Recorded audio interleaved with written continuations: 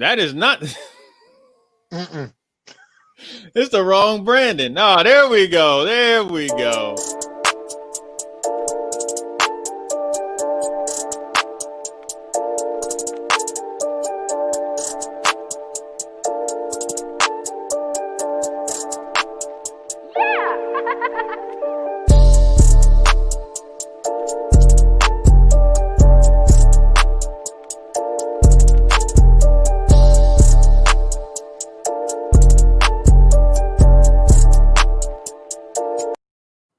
And we are live, baby.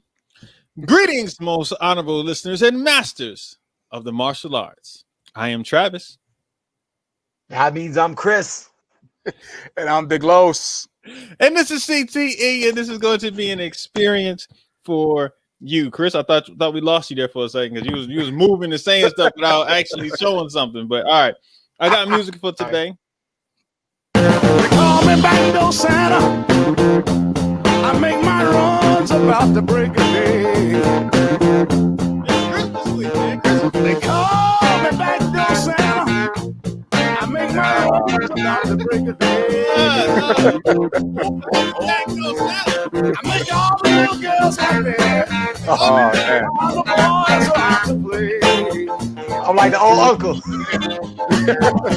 ain't like no Saint Nick. He don't come but once a year. Oh.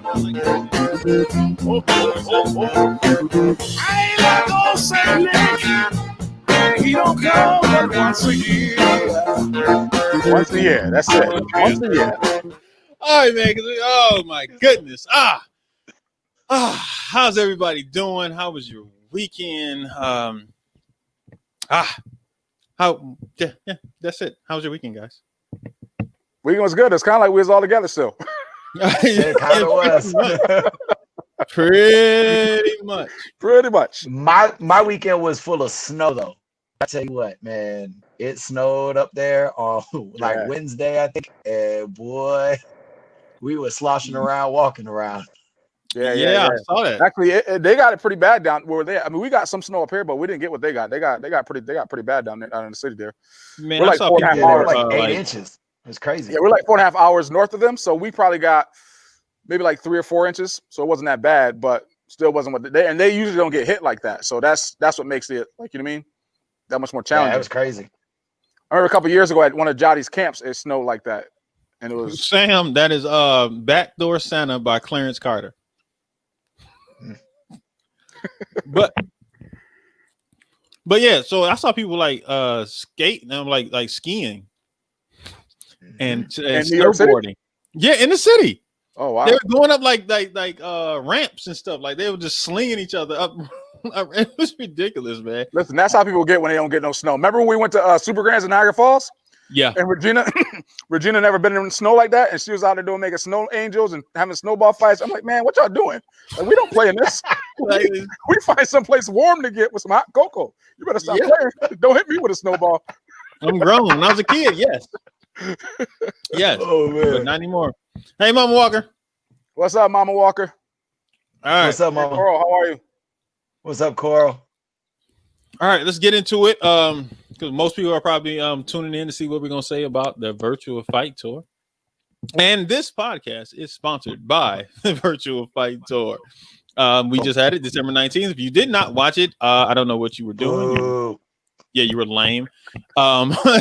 You should have watched it. Yeah. All right. Here we go. Virtual Fight Tour 4 review.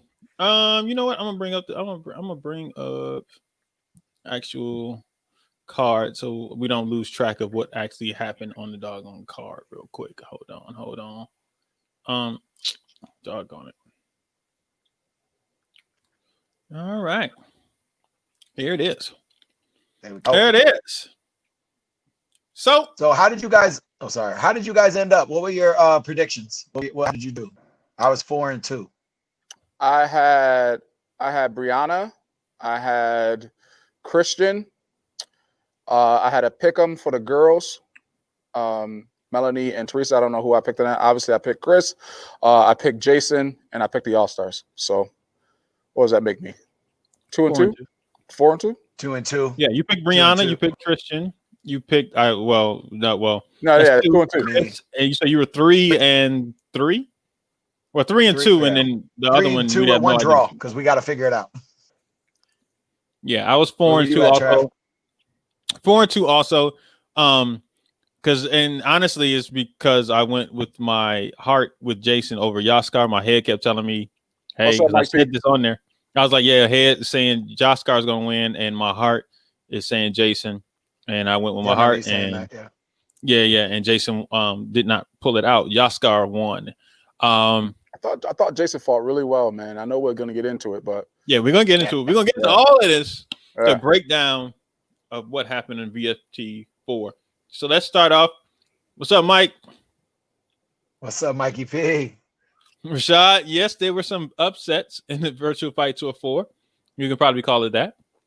So let's get into it. Let's start off with Brianna and Hope. Who wants to go off first? Well, let's acknowledge that, Chris, you were in the building.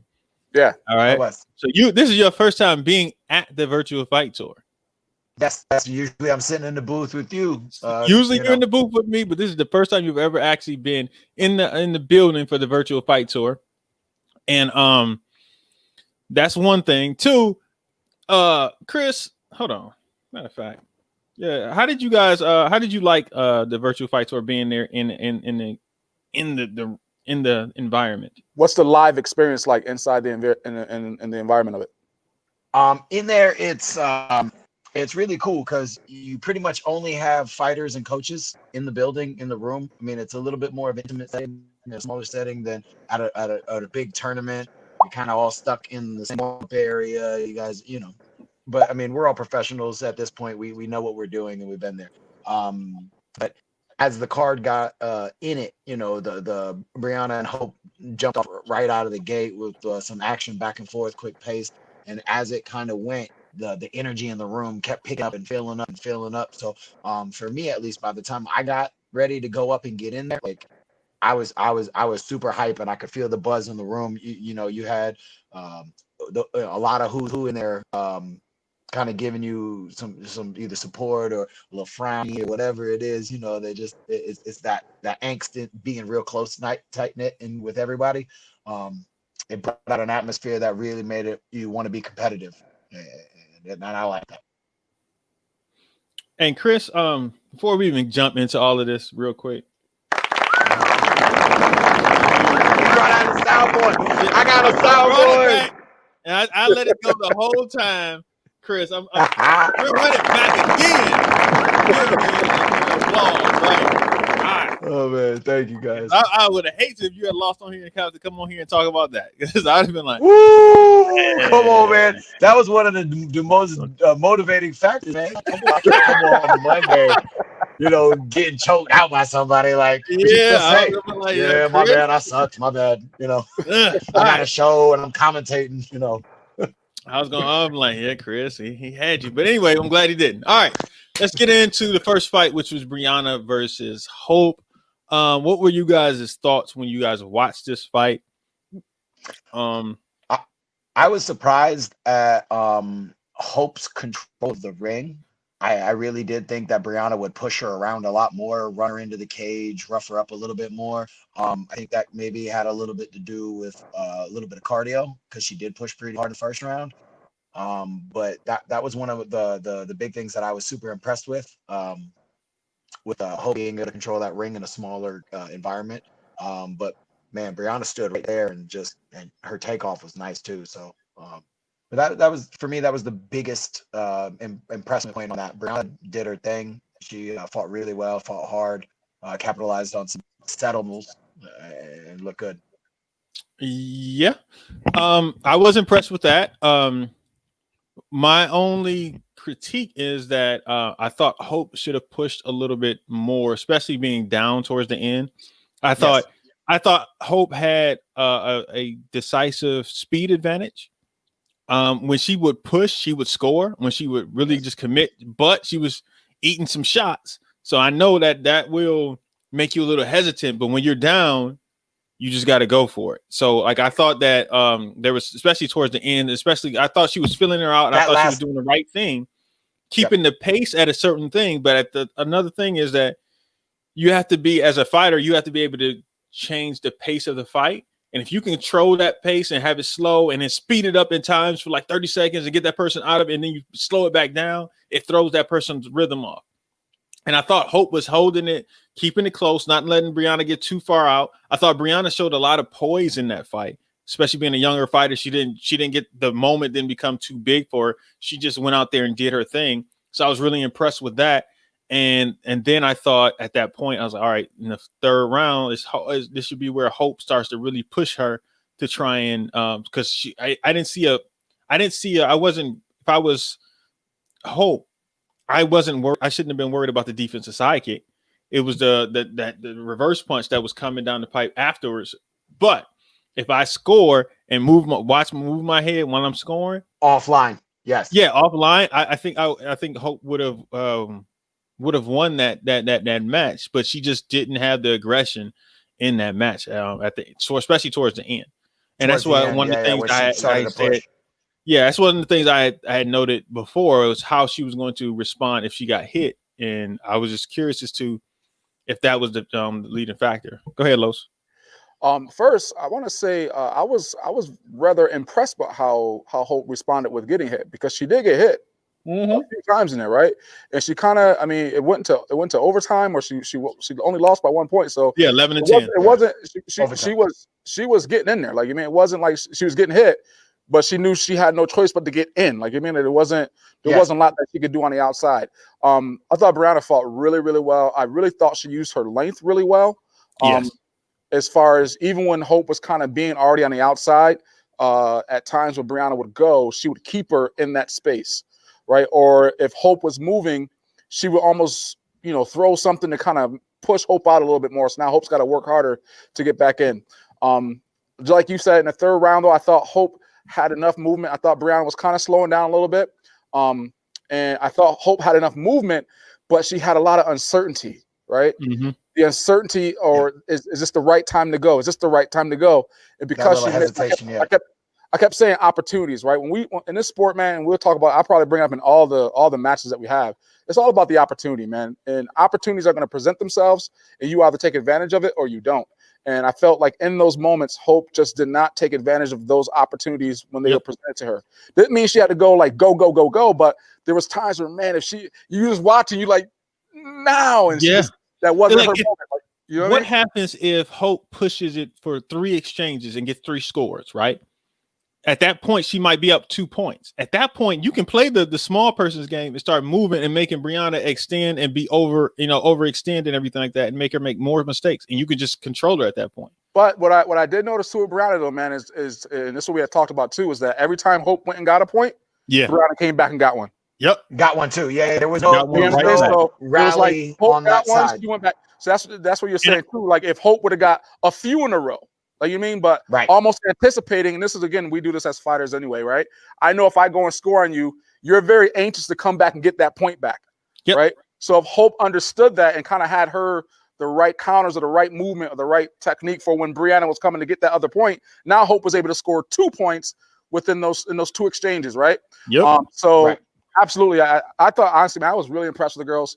And then just speaking with Brianna after and understanding she's coming back from an ACL injury, I believe she said. This is her first time competing, and just that anxiety, not sure how she was going to do. And when you watched her fight, you never knew that she was coming back from an injury. So I was impressed by both girls or females.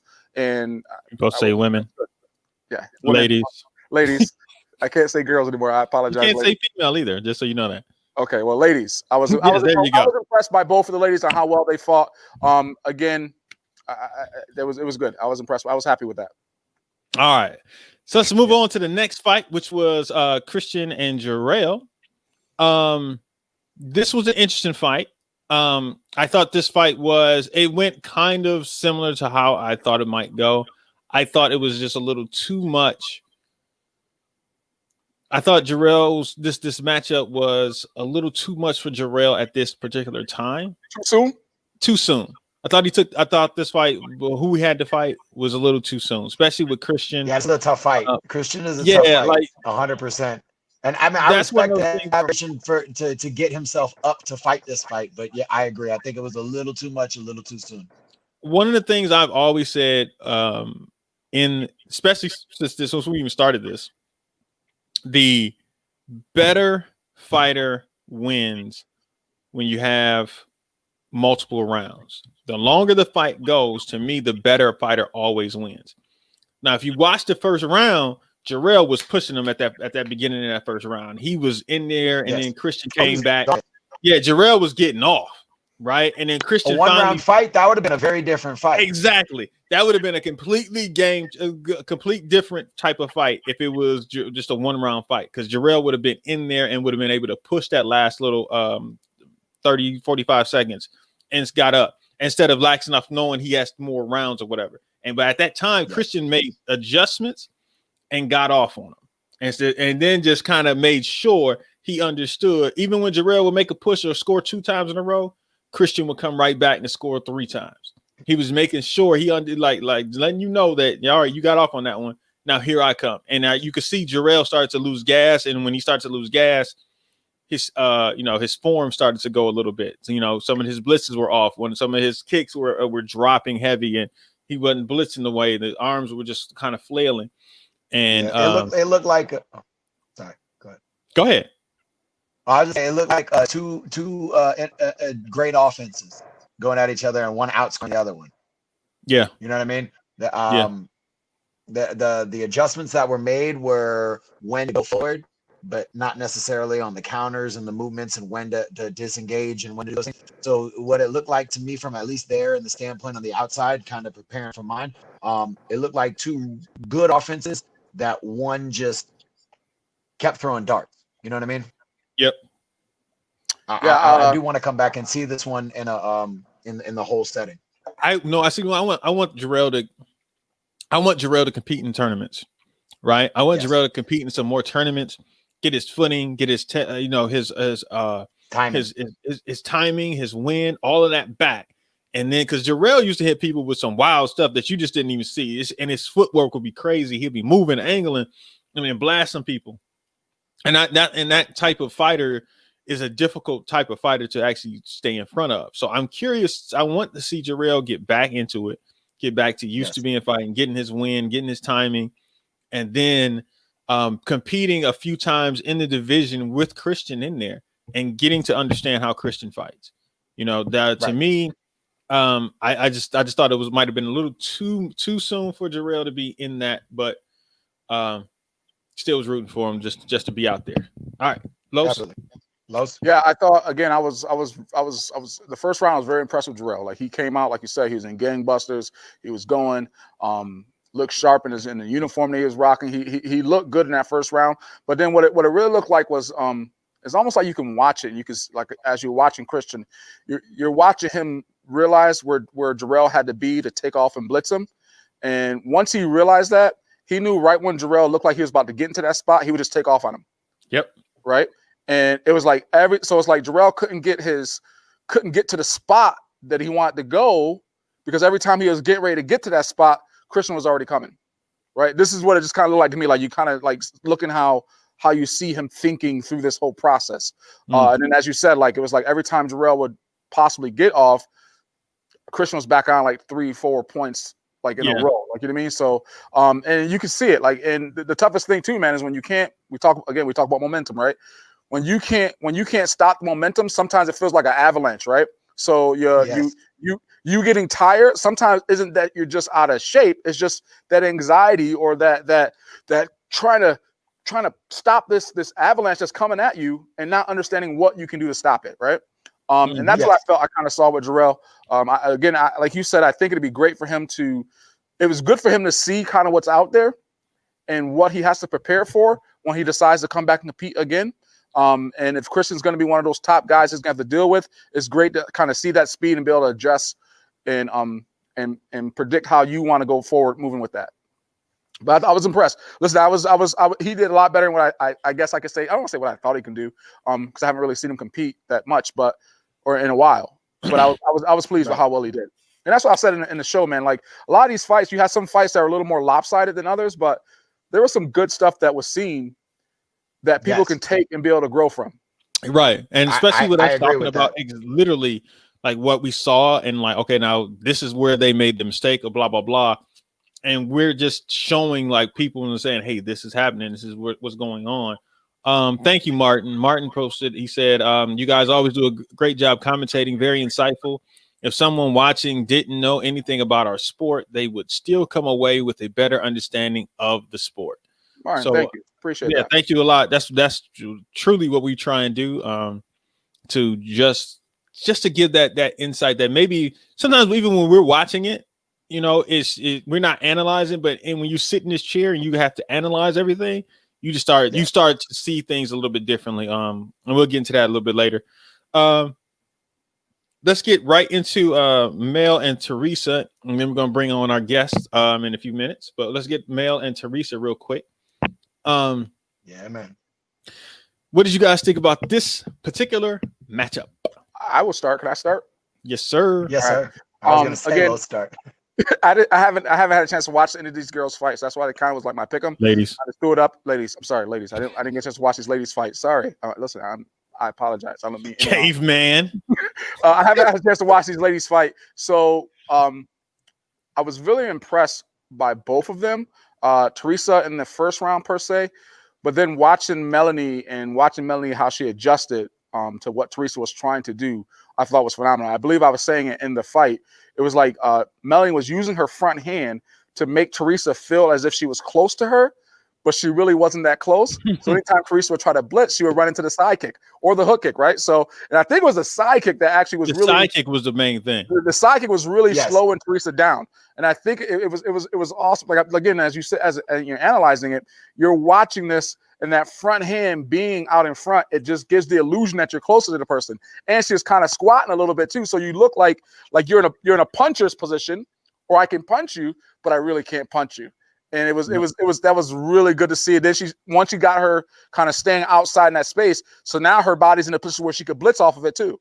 Yep. Right. So she has a perfect frame and body position for what it was she needed to do to be successful. I thought they both fought really well. Again, Teresa said it afterwards. She was gassed. She didn't know what to do. And I was like, those sidekicks probably took something out of you. She's like, yeah, those sidekicks definitely was kind of slowing me down. So I love that when people can actually take it and not take it, but like understand what they need to do to get better. Understand what it was in that moment that kind of derailed them for a little bit. Like, you know what I mean? And maybe next time she'll know not to be deceived by that hand. And one of the things that Teresa said that in the post interview which was very interesting is that she was training for the fadeaway hook kick when on the blitz that Mel throws, right? And Mel was throwing the side kick instead. And the thing is once you realize somebody's game plan is different, you have to be able to adjust that your game plan for that, because she kept getting caught. And one of the things I do like about Mel, I think it's funny to me. I think Mel is almost like underrated because I've seen her fight very well against a lot of different women.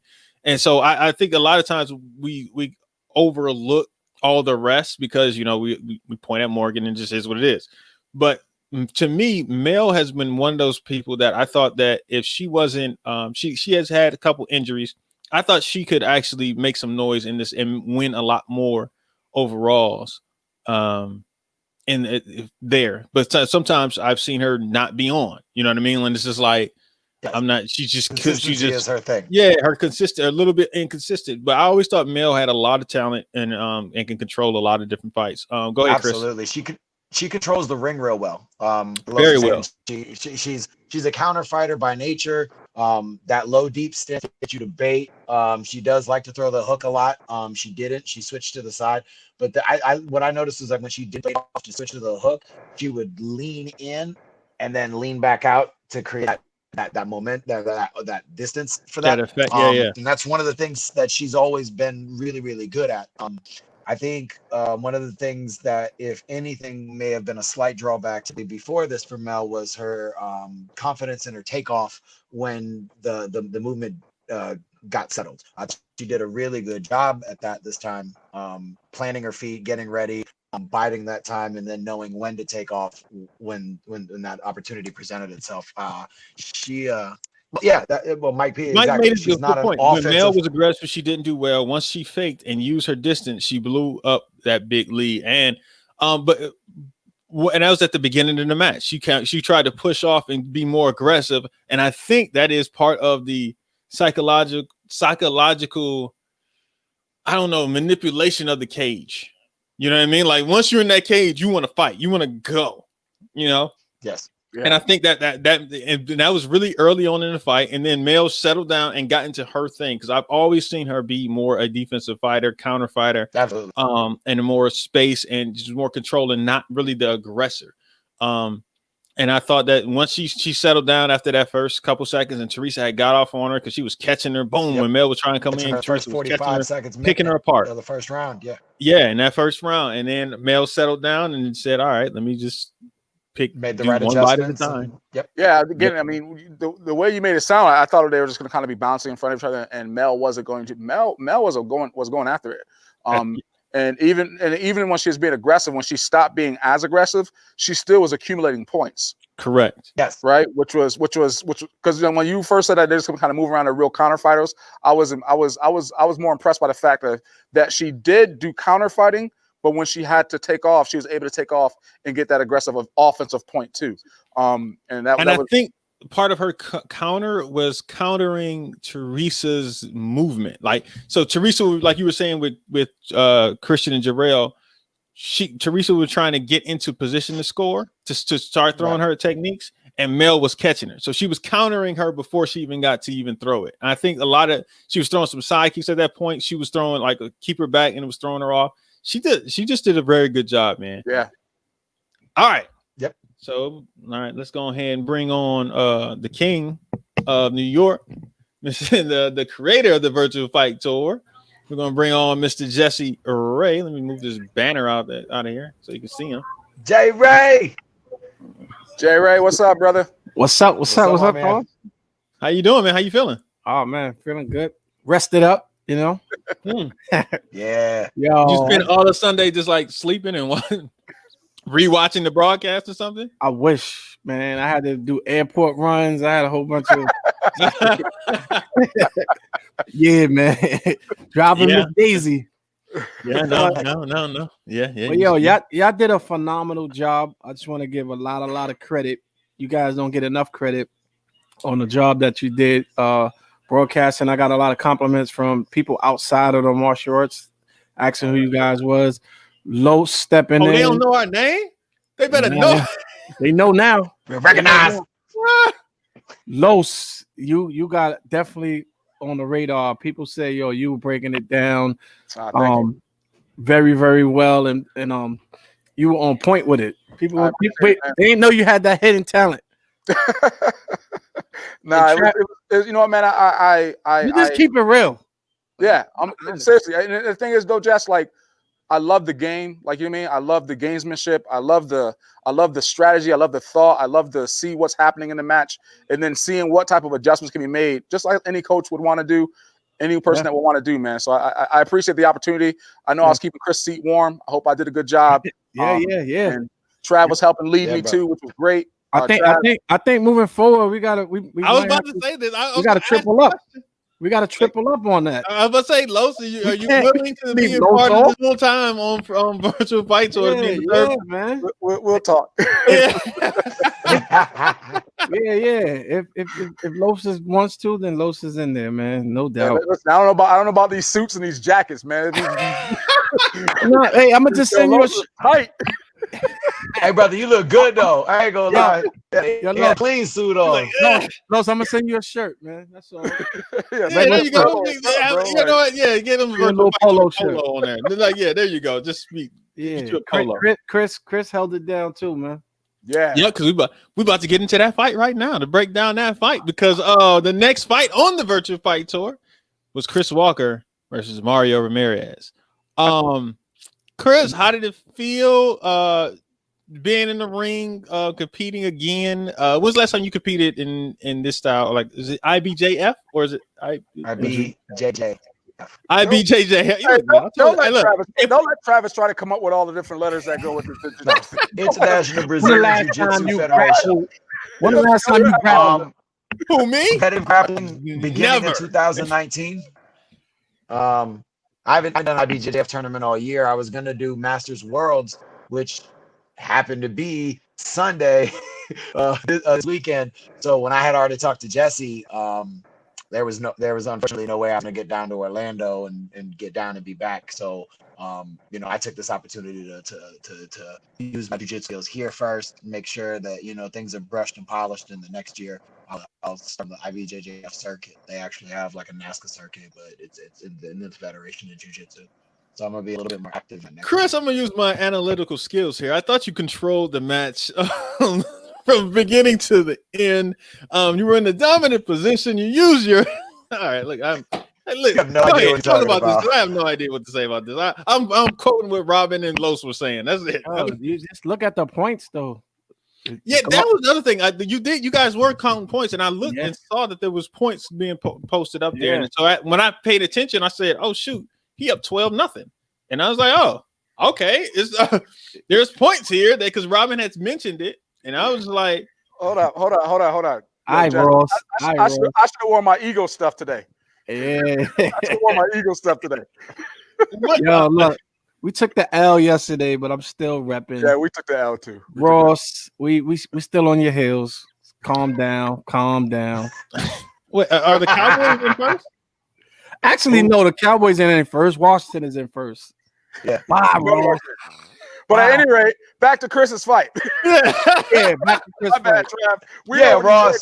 We know where Detroit is. We ain't even think about Detroit right now. Who thinks about Detroit? If you mention football, you better not think about Detroit. Yo, but Chris was if you look at the score, man, Chris was passing the guard, knee on belly, controlling, and he did his thing, man. Though everybody was shocked because I don't think no one ever seen you actually roll. Like that was the shock factor. Yeah, Jack, I've rolled with Jack before, and him I have trained in MMA and stuff. But other than that, everybody was very many people have ever seen me do any of this. Yeah, man. I love this stuff. It's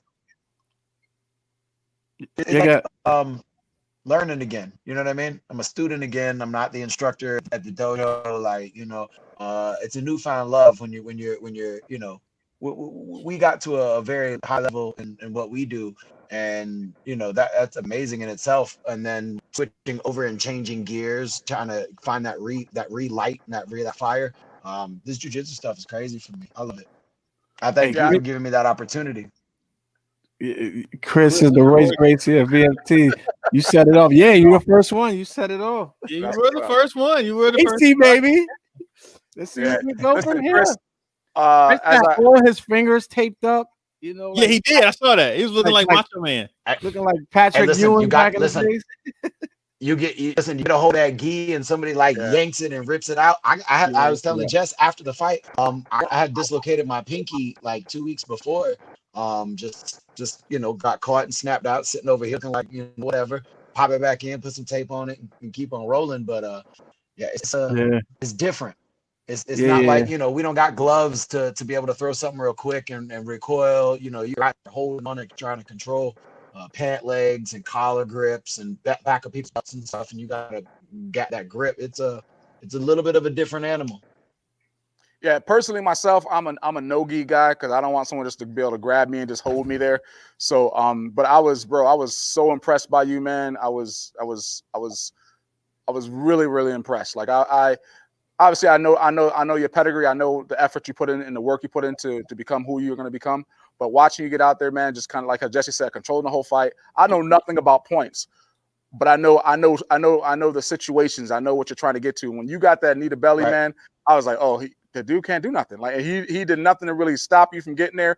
And then I was like, all right, Chris is just getting himself in position just so he can get a full mount. Then you got full mount. Then he's trying to buck you. You're bracing yourself. I was like, yo, this is dope. And then I'm seeing you trying to get the neck and get the back of the gi and choke out that way. And then he bucks you and tries to roll you, and you get his arm and you got him tapping. I said, yes. Yeah, that was actually kind of cool. When you rolled, I was like, oh shoot, this is actually this is interesting right here. Like, that was very exciting. My man was like one of my dude that was taking the pictures. That was his favorite event. Yeah, that was my fight of the night. That was his favorite event. That was my fight, and not just because you won, but just it was a different element, man, and just watching how you did it. Like it was like I was really impressed, bro. Like I was really impressed, and it was again because that wasn't what you were looking for, right? That's not what you were looking for, but it presented itself, and you took the opportunity when it came to you, and you knew exactly what you had to do when you started rolling, started falling off, and going onto your back. You already knew what you had to do. Yeah, I see. Chris was like, I told Chris this too. He's like passive aggressive, so you know he get to his spots, he chill out for a minute, and then when he sees something, he explodes like on to the next. And when he go, he's going. And I would say, I know personally, like when you're doing grappling, like staying calm is probably one of the key things that you gotta be able to do, right? You can't be like going like this the whole time because not only is it gonna tire you out, but it's gonna put you in a bad spot too. So I told like just watching that, it was just like a masterful, just watching you do it. Like I'm not saying you're a master, but you know, in our world, that was pretty dope. Like you know what I mean? So just seeing you do that, man, and watching your calmness and waiting for the moment and getting to the moments and working on certain things, man, it was dope, yo. Congratulations. And that's right. And it's fire because in the future is we're gonna go submissions only. Gene put that in the comments. Yeah, I saw that. Yeah, because it's more exciting. I think that was the main goal for me. Part of it was because I said it first. You know, I'm a submission. I like submissions. I like to hunt for them. That's my style. I'm not really a point chaser. I made a deal with my coach with Diego that I would do my best to get 10 points before I tried any submissions. And that's what I did. And like you said, Los, he had a really good coach. His coach was real smart. He was monitoring and speaking to his man the right way. But unfortunately, with that in a small setting, I could hear what he was saying. So I could feel what he was trying to go for. Hook the leg, bump and sweep, hook the leg, roll, tuck and roll. So I could hear him rolling. So when I was trying to grab that collar grip, I knew he was going to roll. But every way he rolled, you got to extend one arm. You know what I mean? So as soon as he bumped and extended, I was like, oh, I know the thing. I'll take that. I'll take that. Yeah, that's not what I wanted. I wanted to choke. I mean, obviously, I came out. That's why I'm about to go for this because you guys are saying that it's going to be in the future. It's only going to be submission. Now, if I'm correct, that means you guys are doing away with the point system. So that means the match won't end unless somebody submits or is choked out. Well, depending on the rule sets that I think we might have to talk about and develop, they do like an EBI system where gi or no gi is submission only. It's whatever time limit you decide to set. 5 minutes, 6 minutes, 10 minutes, submission only. At the end of regulation time, you get put in two positions, either the spider web, which is the arm bar from the mount where one guy has the top and he's getting ready to pull the arm, or they have the back in a modified rear naked, and the ref says go, and you have a time limit to either get out or finish the submission. If you finish the submission, the match is over. After that's decided by a coin toss. But if you don't finish the submission, your opponent gets to get in that. He gets to pick one of those two positions, and then they try to figure it out. And you get two chances to finish each other, or it's considered a draw. Really. Look at Chris helping out the rules committee. I love it. I was curious because when she said submission only, I'm like, that can go a long time, like 30 minutes of people trying to. Most even in professional black belt, it's 10-minute match. The most you're gonna go is a 10-minute sub only.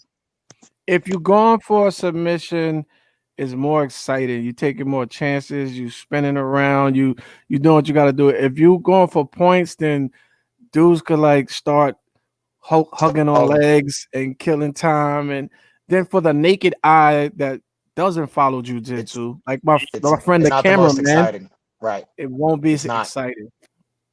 So all right, we got some comments here real quick. I want to get to the comments real quick. Let me go all the way back up.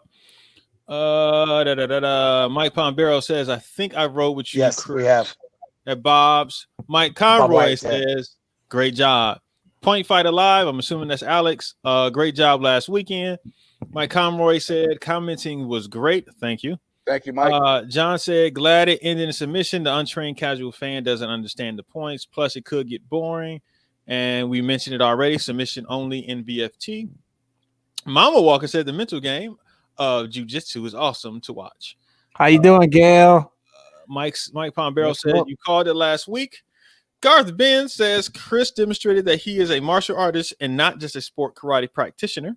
Facts. That was real cool Mama to talk Walker. to hang out with Garth, man. I appreciate that, Garth. Okay, Mama Walker agreed with Garth there. Surprise, surprise, surprise. He So, said, All right, I think John did. Okay, yeah, he's thinking. All right, there we go. All right. you know. yeah. So, all right, now let's move on to Jason Borelli Co-main. versus Yaskar. Whoo. That was a fight. Whoa. That was a fight. Gentlemen, I'm disappointed. Whoa. We didn't get the most points. In the video. I knew he was gonna say that. I knew that Oh, was yo, gonna be. let me say something real quick. Tony told me he was telling Christian, yo, chill, relax, stop going in. And Christian was like, I'm trying to catch the record. But Tony told him to chill. He was chasing a record. I was like, oh. He almost Tony he had didn't know what the record was. He had 23, so I guess he said no. Jason think he gonna get it. Nah, I'm gonna get it, and I'm Yo. the more and more I see Christian, the more and more I like Christian. I'm sorry. It's like, no, That's a good He dude. had the hat on. It with his He had own the hat logo. on. I was Right. like, all right. Christian's my man. I like Christian. Thank you, That Gail. was a dope logo, though. Yeah, it was. Yeah. It No, I was. was I was like, oh shoot! All right, get his paraphernalia and everything going. I'm like, yeah, that's pretty dope. All right, back to Jason versus Yaskar. Thoughts on the Jason versus Yaskar match? Just a match, not the thing that Jason happened looked good. afterwards. We'll get to that later. Well, Jason looked good. Jason looked good. Yaskar you gotta be Yaskar is gonna push it in the third quarter. Every fight. Yaskar is coming in that.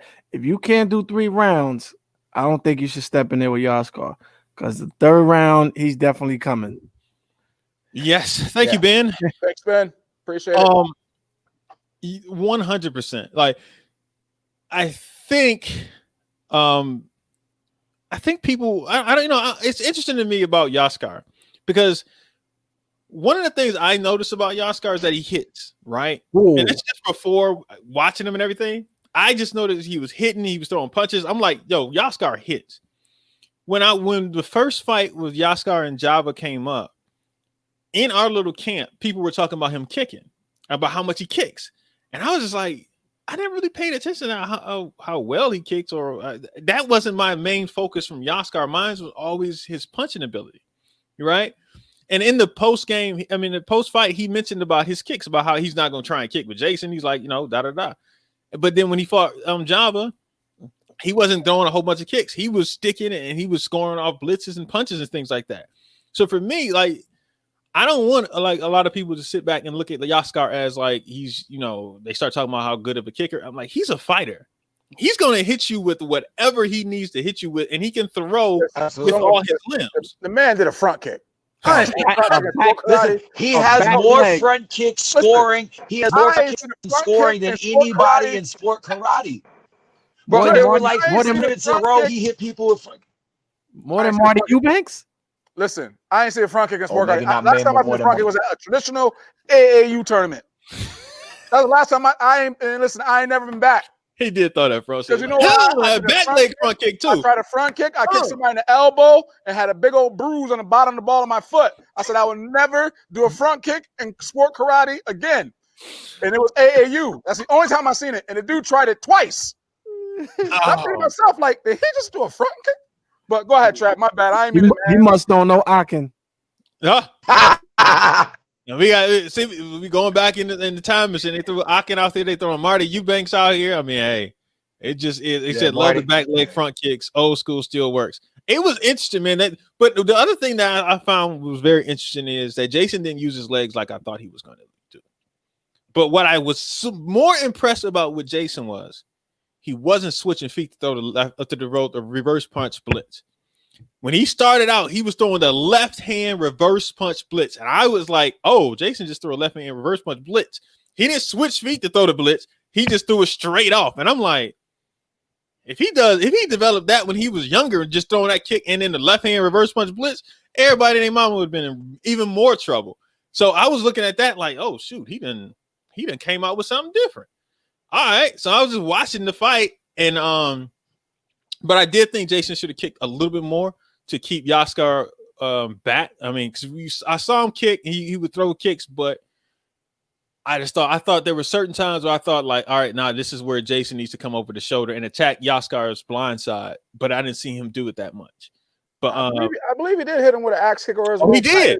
He did at the end of the caught like, him I one. think it was like the middle of the second or end of the second. Yeah, and I was like, yeah, there's Jason I right said, there. oh, there it is. And I thought that was going to like that's it. He's going to start running off points, but he just didn't repeat it. And I think part of it was he got a little gas on there in that fight, which we always talked about.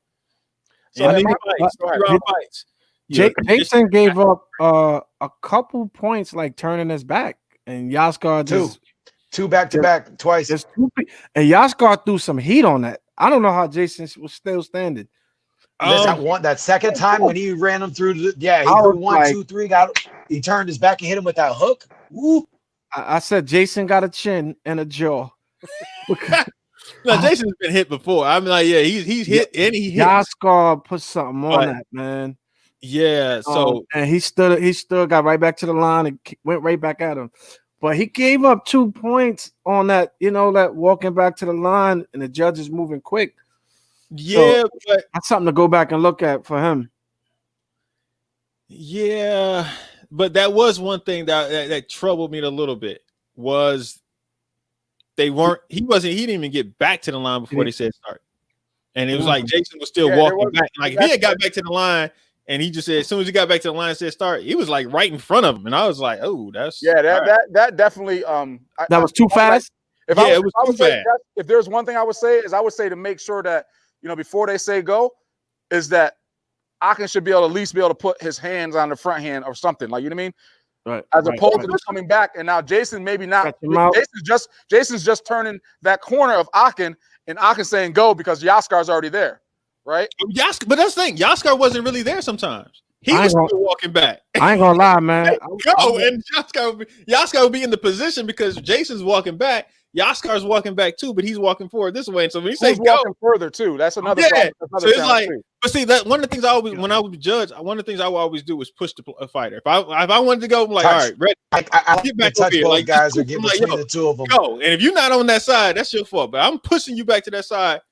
Go, and then just because if I notice that person is like lollygagging and they trying to take their time to get back to the line, nah, fam, get back on that side. My instructor told me never turn your back. Like that is correct. Yeah. That is correct. Or after the first time, you should know. Right.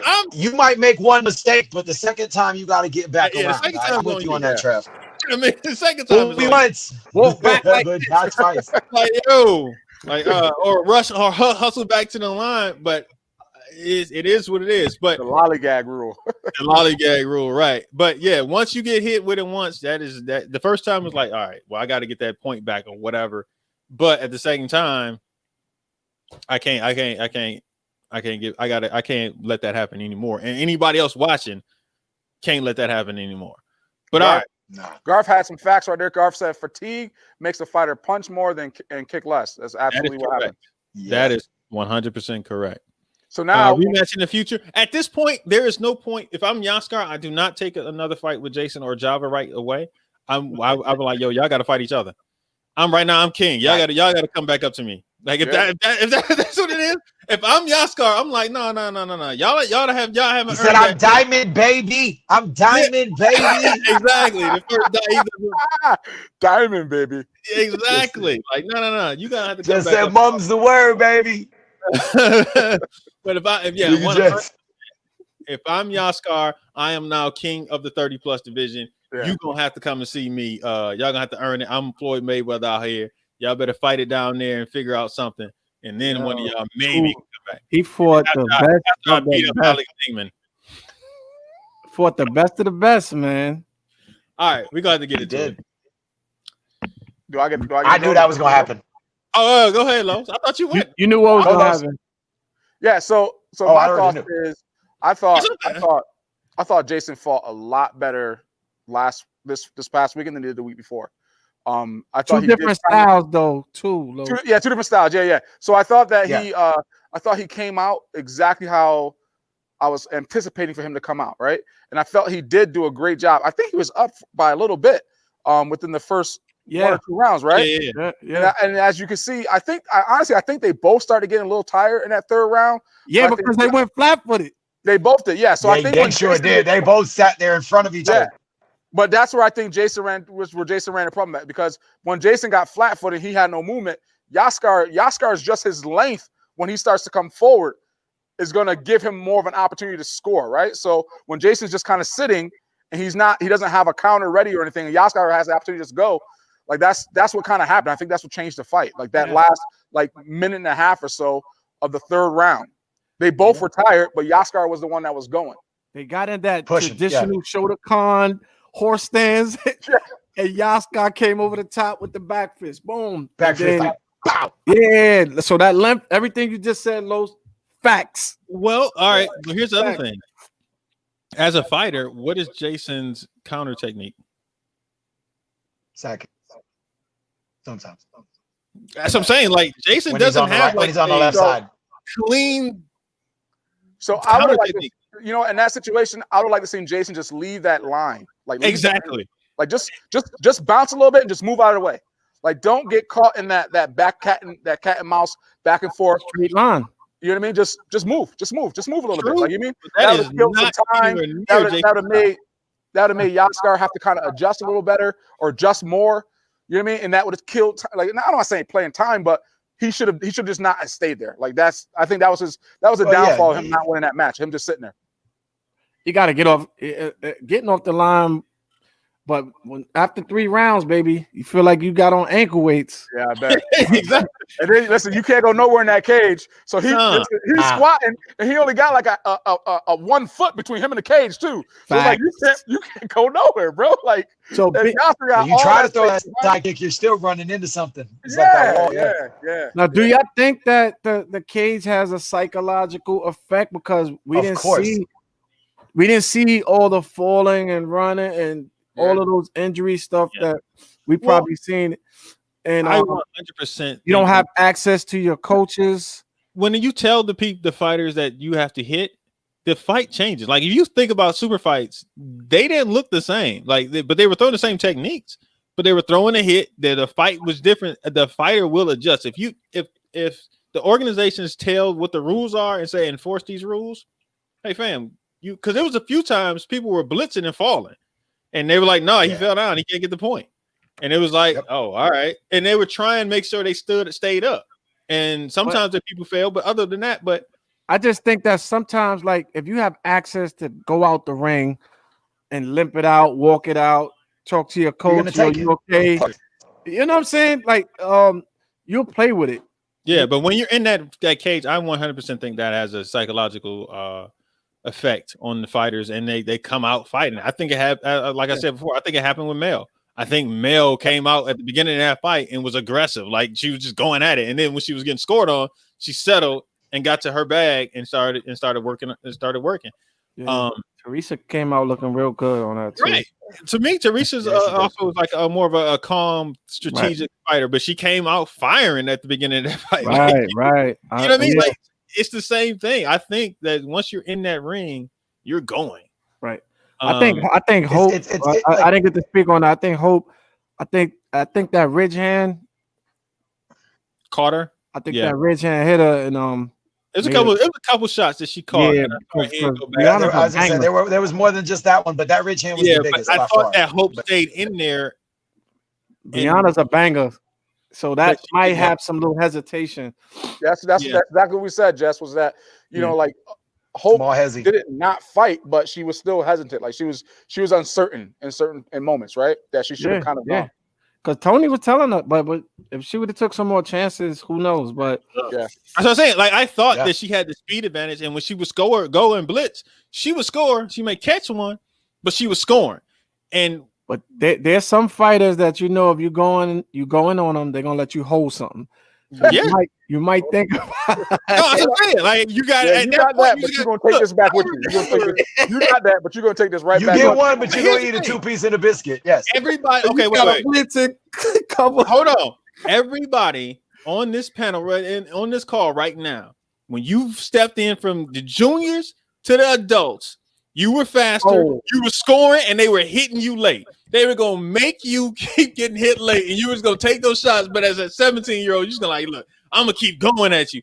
But if you got heart, some people don't. But but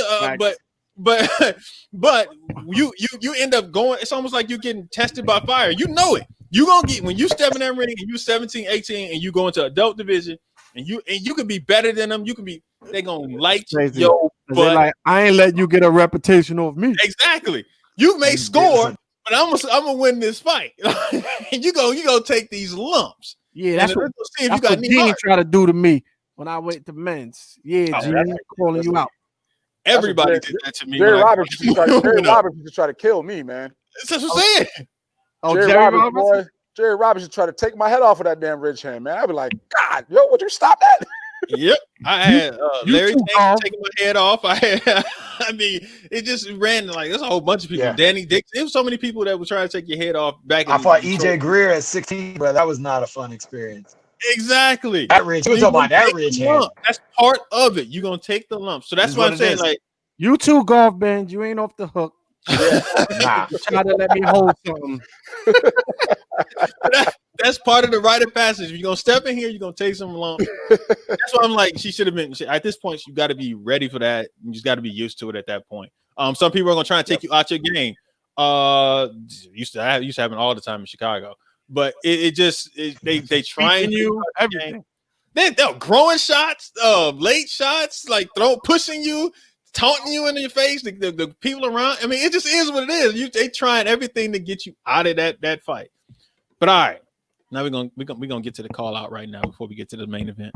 Are we gonna get to the call out first? We got call out first. Hey, listen, real quick. I do recall Alex saying if Yaskar won, he'd wear a T-shirt that says "I love Yaskar." I want to know if he's still gonna do that.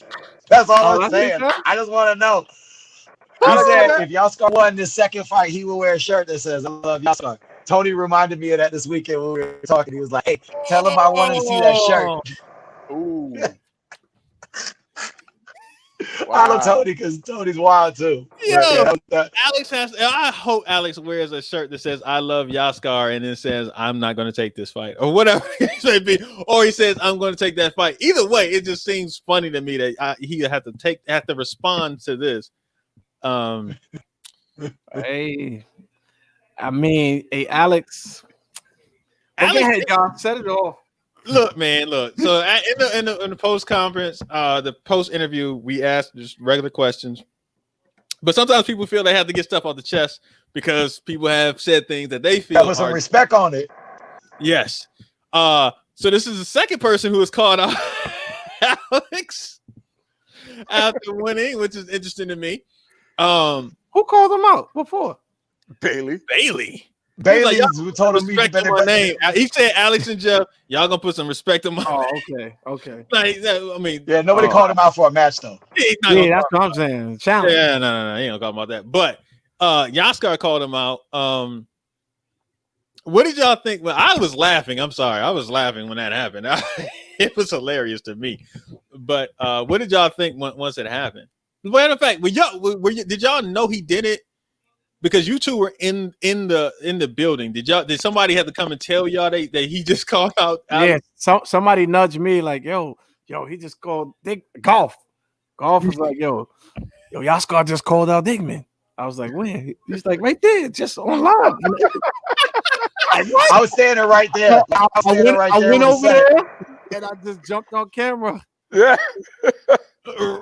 That is hilarious. What you gonna do, Alex? What you gonna do? Exactly. What you gonna do, Alex? Chris, how did you find it? Were you standing there listening, or where were you at? Oh, I was standing there listening when he said it, but we rode back and forth in the shuttle together. We hung out. We rode together. We went and ate Chipotle. I knew Yaskar felt some type of way. Yeah, he said that in the van together, right? That's what I'm saying. Yeah, he already said that to me. Because Tony asked me about it. That, but we just let that go or whatever. We just let it slide. Yeah, I didn't know. Yeah, I had a feeling if he won, he'd say something. Man, he trying to knock Alex's head off. Oh my God! Listen, he said The thing that bothered him the most was when Alex said there was no way he could see Yaskar beating either Java or Jason. Like, just kind of put him like, bro, there's no way you're that good. No way can you beat them. You don't even have a shot. Yeah, no. Alex said, I see no way. I see no way. Yeah. No, Alex said, I see no way that Yaskar can beat either one of them. That was his quote. So like, when you tell a fighter there's no way you can beat somebody, and then I just beat both of them dudes, now you need to step up and tell me something. Like, you need to show me what you're analyzing. So I need to see if you're as good as you talk on. You know what I mean? That was Yaskar and Tony's kind of deal. Y'all gotta hear Yaskar's story a little bit. Maybe get him on the show. Oh my God. Somebody translate. Yo, this dude was in a crazy, fell off a ladder. He's doing construction, broke mad ribs. The ribs sliced his liver in half. Like, yeah, man, this dude been through it and then got in a car accident after that. Wow. And was fighting, I think, a year later or less than a year later. That dude is a warrior, man. Yeah, right? Put some respect on Yaskar's name. All right. Alex said I said what I said. Uh-oh. So, I mean, look. Well, I guess you saw two ways that they could beat because you watched it. Hey, look! If that fight comes up, I'm going to be sitting. Yeah, here honestly, I didn't even understand it at first. I was like, why are you calling out Alex? Like, what happened that he wanted to fight? I mean, it was funny, but I didn't understand it. And then, kind of in our little group chat, going back. Yeah, I sent some screenshots and stuff like, yo, this is. Yeah, I guess so. But yeah, I don't. Alex, we got to do it for the culture, baby. Yeah, we got to do it for the culture. So it was for the culture. We got to do it for the culture. That call out was interesting to me just for the simple fact that it happened, and I was just like, "Hey, look, you say things." Wait, what? I look. All right, go ahead. I got nothing to say. I'm like, all right, just okay. I can understand why this is happening, but I didn't think it was gonna happen. But I was like, yeah. But when you put us, like I tell people, we had this running joke that he is our Skip Bayless. Yeah, you don't see LeBron James asking Skip Bayless to go play basketball with him. Alex is a fighter. Skip Bayless was never a basketball player. That's like nah, Los, don't do that, Los. Alex fought last year at Diamonds. Alex fought Jason last year at Diamonds. So over time. So like that's not too far out of the realm of possibility. Everybody on here, said, hey, Alex, you should fight, and then he fought. Everybody on here, including myself, probably fought Alex before. I never fought Alex before. I did. Chris? I did. I fought him a couple times. I mean, Trav? I have. See? So, I mean, I'm just saying, like, it's not. He's a fighter. He fought last year, and he wasn't prepared, and he fought, and he almost won that division over Jason. Yeah, he went to overtime with Jason. Yeah, he went to overtime. So, if he jumps out there, let's go, Alex. You know, hey, if I'm not mistaken, isn't Ben, who hadn't fought in a few years, is about to pop out there and fight? Right. That's right. If Big Ben could do it. If Ben can jump out there, hey, we'll see. We'll see tomorrow. They're doing a special edition of Inside Scoop. It'll be on tomorrow. They got a guest, so he will address that tomorrow. So we'll see. Oh, tomorrow. Check it out. Yes, tomorrow. It's tomorrow. Tomorrow, baby. He's they got early just for this. Hey, Alex, bring me on tomorrow, man. Jeff, Alex, bring me on tomorrow. All right, so let's get to the main event, the team fight, Team All-Stars versus Top 10 USA. First things first, what the heck happened with the flip? Because it seemed like there was some confusion on this flip about what happened. So what happened with this flip? Even when we explain it to you guys, it sounds complicated when you're trying to explain it. Basically, it was a Java misunderstood the staying up part. He thought that they only were controlling the stay up of the first round, not knowing that they controlled the stay up of every round from that point on. So see, I didn't realize it either. Yeah. So wait. So when you control the stay up, you control the stay up. You only get to tell who stays up once, though, right? You Twice, can say, twice back to no. back, and that means you determine the last fight. No. All right, so Kev, let's just say Kev comes out. Kev sends himself out, and Troy sends out Tyreek, right? So Kev Tyreek, they send out Tyreek, Kev comes out, right? So then after that match, you want to be like, okay, who do we want to stay up? Them or us? All right. I'm feeling good.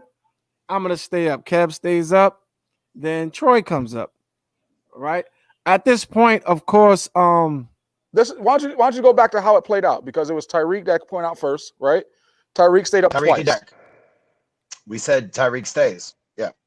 Okay, so you guys had the ability to say who says, or was it Java? That's what I'm confused. They chose the first fight. So they chose the first fight. They said Tyreek first. And they wanted Tyreek and Jack first fight. So they picked the very first fight. I thought Java controlled the whole thing. No, I controlled the whole thing. We did. Java, since Chris and picked, they want to control who stays up every match. Java was able to control which man he's sending out. So they sent out Tyreek first, right? Yep. Chris? Okay, wait. So who won the toss? No, Chris. They won the toss. No. Right. I lost the toss. Java won the toss. And Java chose to send out first. Right. It was our understanding that he sent. Yeah, it was my understanding that he sent Ty and called out Kevin. So that's why Jack. They wanted Jack first. So they said Ty and Jack. So that's why Jack went. My game plan was to send Kevin first against Ty. But so I just assumed, he gets to pick the first fight. There's 4 fighters. He said, they sent Troy first, pulled Troy out, and said, now we want Ty and we want Jack. So that's how that first match went. So then that left me to choose who stayed up and controlled the next 2 matches, which essentially at that point he could see if matches. Tyreek stayed up or if Jack stayed up. That was his control. Right. Who controlled that? Chris?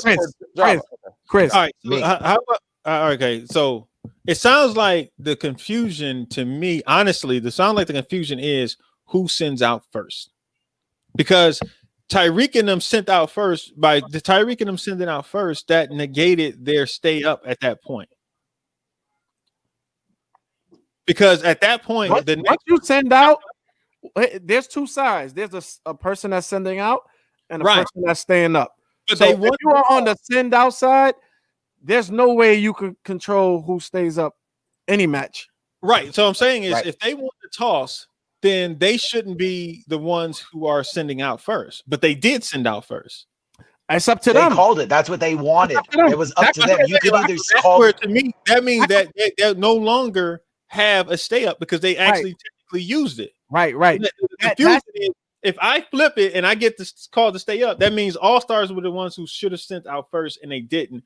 All top 10 sent out first, and it kind of got everything out of whack because they weren't supposed to technically send out. I would but if you pick the send out first, who knows? That could be a strategy for you. I mean, yeah, it could. For me, I'm going out with the I could be like, yo, I want to send out first because I may have a little injury and I need you to go out there and rack up and let me just hold it. You know what I'm saying? Whatever the strategy is, or whatever. But your best bet for me, for my vision, is to control the stay up. I think most people would agree with that. Garth says we would clarify the rules. Well, we're gonna make a video for y'all. It's something because I think that there was confusion on who controlled what, and that's threw some things off. But all right, so let's get past all that confusion because my head hurts. All right, so let's get to Team All Stars, the actual fight. What did you guys think of the actual fight? I thought the fight was great. That was really good.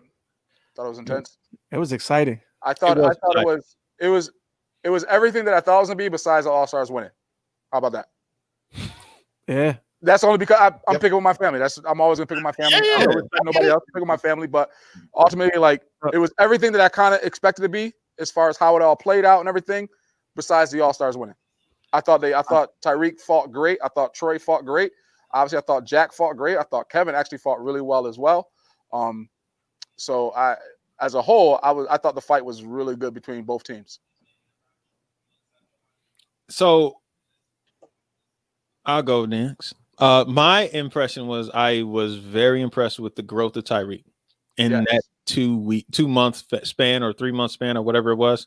I was really impressed with his growth over the last couple of months. You can tell he's been working, because that fight with him and Jack, I was just looking like, oh shoot, he's getting off right now. He's going off right now. Let me see if I can look at the yes, right. and that's where it lies in the 1 round fight. Right. Say that again. You know what I mean? Because it was a 1 round, 2 people, 1 round. It wasn't 3 rounds to make those adjustments. I thought Ty came real explosive right out of the gate to try to It looked like he was a 5-1 on Jack at some point. Jack came back and ended the round with Top 10 USA had 10-8. So Tyreek won the round 10-8. Tyreek fought really good, man. Tyreek looked good. That dude has always been fast to me, like just like lightning fast.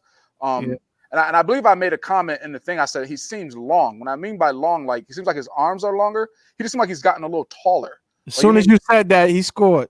But here's the thing, though. Jess. Yeah. When I say he's long, right, it has nothing to do with him having just long arms. It's that now his reach, if he understands how to use his reach, his timing, the speed that he has, it's a whole different type of person coming at you now. Yeah. You know, I was impressed. I thought he fought really well. And compared to, because I thought he was going to fight Bailey better than when he fought Bailey the first time, right? Because I seen him fight already before a few times, and I always thought he was like he was that dude, like that little young dude. Yeah. So Tyreek looked good. I think Jack had that first time fighting him, so he had to make some adjustments and then do what he did. Yeah, they had never fought before. Yeah. Kept it close because it's team, so you know you got another shot at it. And I think Troy fought pretty well. I think he neutralized who was he fighting? He fought Jack first, right? Yeah. I thought Troy fought pretty well. He fought Jack first. He gave up some buckets, but he stayed up and hung in there with Kev. The Troy and Jack. I thought he fought Jack really well. I thought he fought Jack very competitively. Yeah, he fought competitive, and I think that fighting Kev, you know, he got one momentum swing, and then the rest was history. So overall, man, I think as well. I know Kev has some words to say, but look, I'd say, your guys were up 6. Coach Chris, you know I love you. Carlos, I know you all stars all day, but you guys are up 6. 6 points. 6 points is 6 points. You gave up a 2-point kick. You still got 4 points. That goes back to what y'all was saying about the momentum, about going forward. You gotta adjust. We can't. I'm not gonna let nobody play the judges. The judges have been doing a solid job from the beginning. They have no horses in the race. Just a few comments Kev made. I didn't know at the time, but I went back and watched it, and he was like New York. And come on, guys, let's not do that, man. This has been the most non-political league ever. So we're not gonna start now, man. You got to make adjustments. Period. You know, get off the line, shake it up, hit them late. I mean, whatever you got to do, you know. You can't leave it in the judge's hands, and all you guys know that you cannot leave it in the judge's hands. That is correct. I did not like that comment, but emotions, you know, I still love you, Kev. Yeah, the emotions are high, like you mean, and like again, I think the same thing we talked about before is like momentum is like, how do I change this momentum? Even with me trying to change momentum, it doesn't feel like it's going into like you lost by 1 point, like you know what I mean. So even though you gave up how many points, you still lost by 1. So there was something that probably could have been done a little differently within what your strategy was trying to come back or trying to change could have happened. But we all know, man, you can't leave anything in the judge's hands no matter what. Hey, Los, I done fought in countries where the whole damn country was rooting against me. And I had to get 3 points just to get 1. You know what I'm saying? Absolutely. Yep. And it's like, right back to it. 100%. Right back to it. Don't give up on it. With our back against the wall. Right back to it. So, you know, I just I ain't about that life. You know, I'm making excuses and things of that nature. You just gotta take it on the chest and get right back to it, man. Yeah, I think Yeah, he I kind mean, of walked go those ahead. conversations back today. I saw some things, so I think he kind of walked those that statement back a little bit. So Yeah, you know, I honestly, Jess, I wouldn't even take it. I wouldn't even take that personal at all, bro. No, Like, I'm not taking it. I I know don't Kev. even want to say personal. I'm just saying, like, he said it. It was in the heat of the moment. But Yeah, yeah. we all know Kev, man. Like, I don't feel like that's how he really feel. Like, you mean, because y'all Right. got too much history together. Like, you mean, you got too much Of history together. course, that's family. So Kev come up. He was at my mom's house, right? yeah, Chris? yeah, You know what I'm y'all saying? got too So much Yeah. history Kev is together. family. Yeah. But just That's right. We I got just- moms. again, the kind. You know, I'm just saying when I seen it, I was like, oh, come on, Kev. Got you. But I know it's all love. And then also I was like, damn, we got some photos, and I see Jack in the ring by himself. So I'm like, man. But I went back and I watched it, and I think that Kev was like bowed out, and then Kev was like walking out. The first I was like, damn, Kev left Jack in there standing. Yeah, You that's see, what happened. Now we talked about that a I, little bit in the pre-show. I watched and I seen and I said maybe Kev was just walking out. Yeah. Benefit of the doubt on I that. was confused. I was confused on the thing too because I didn't see Kevin. Like, why is Kev not up there with Jack? Like, you mean like yeah, win, lose, or draw? Like, you mean like we ride Right. together? Like, you mean like this whole Yeah. Well, what happened was with. Go ahead, Chris. I'm sorry. You can tell us. Go ahead.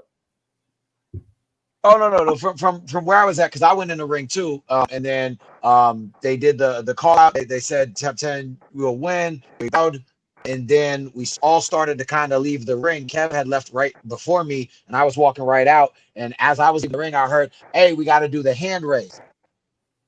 So, and then brought everybody back, and I guess Kev was already out of the ring and didn't come back up into the ring to get those last final shots. But yeah, that was just it. I didn't think it was anything other than, oh, hey, I thought we were done, because I was already starting to walk the ring too. And then I heard, hey, no, we gotta do the thing. And then I turned back around and I saw they raised their hand and Jack was standing there by himself, and then we all just left to go to the interview. So I don't think it was anything other than just a miscommunication on that situation. I love Jack though. Jack was in an interview with the poker face like this. yeah. That's why they call him the Iceman for a reason. Jack, Captain Jack, man. Shout out, Kev. Love y'all all, man. You know Jack. Yeah. All right. Now, as a whole, for myself, I mean, I just want to give my views. I know we're probably getting to this right now, bro. I'm really proud of you, man. I was honored to be able to commentate that in the first time, doing it kind of on the live stream and stuff. I want to thank you for giving me the opportunity to kind of get out there and do it. Chris, it was great holding your seat, but it was more exciting watching you compete and do your thing. And Trav, again, thank you for setting me up, man. You just set me up and let me just rock, and I appreciate you giving me that space to do that. So shout out to you, Jess. Good show, really good. I was very pleased. Thank you, and Travis again. Travis like does more than people know, man. Travis, I gotta orchestrate. Oh man, Travis does a lot of stuff, man. That's the director for real.